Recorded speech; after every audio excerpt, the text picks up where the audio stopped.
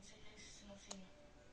Αν βρε κορίτσι μου, δεν το έκανε για την ευχαρίστησή της. Ήταν υποχρεωμένη από τη δουλειά. Άλλωστε εδώ είναι συνέχεια ο Τζον. Ο Τζον δεν είναι μαμά μου. Είχε τη δικιά του κόρη και τη φρόντισε. Και πάντα έπαιρνε το μέρος της. Εγώ ήμουν μόνη μου. Ολομόναχη. Δεν ζητάω καμία συγγνώμη.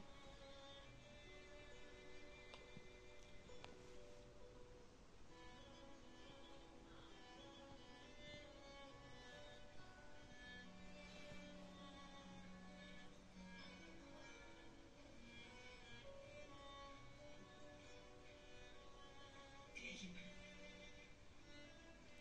Εσύ ζητάς καμία συγγνώμη? Συζητάς? Ζήτησες συγγνώμη?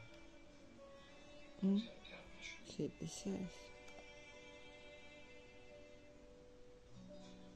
Τι θα γίνει, θα ξενυχτάμε σήμερα?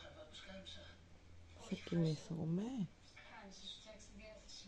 Γιατί ξέρεις πως μ' αγαπάς. Κάνε αγκαλιές. Κάνε αγκαλιές, πως το κάνεις. Γιατί ξέρεις μ' αγαπάς. Μπράβο το μωρό. Άρα μ' αγαπάς λίγο. Κάνε κι άλλο. Κάνε, άμα μ' αγαπάς. Κάνε και εσύ. Γιατί ξέρεις πως μ' αγαπάς. Κάνε αγκαλιές.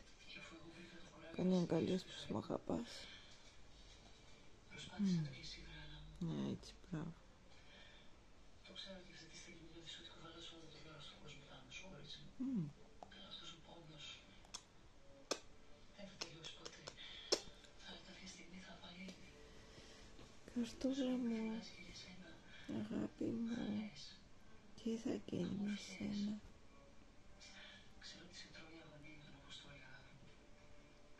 Αλλά είπες ότι δεν έχει πεθάνει. Θα το βρεις λίγο. Και μπορεί να μου βάψει κάπου. Δεν το πιστεύω αυτή. Σκέφτης. Να κοιμηθείς. Εγώ πρέπει να φύγω όπως το δεκάδι. Θα έρθω κι εγώ μαζί σου μέχρι σε ένα σημείο. Ναι, κάτσε αγάπη μου, κάτσε, τάξια. Τάξια του.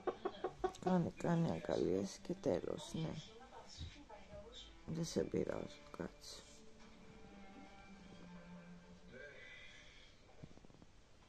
Μπράβο, κάτω μου, κάνει αγκαλιές και να κοιμηθείς. Έτσι. Αύριο θα πάμε πάλι βόλτα, ναι.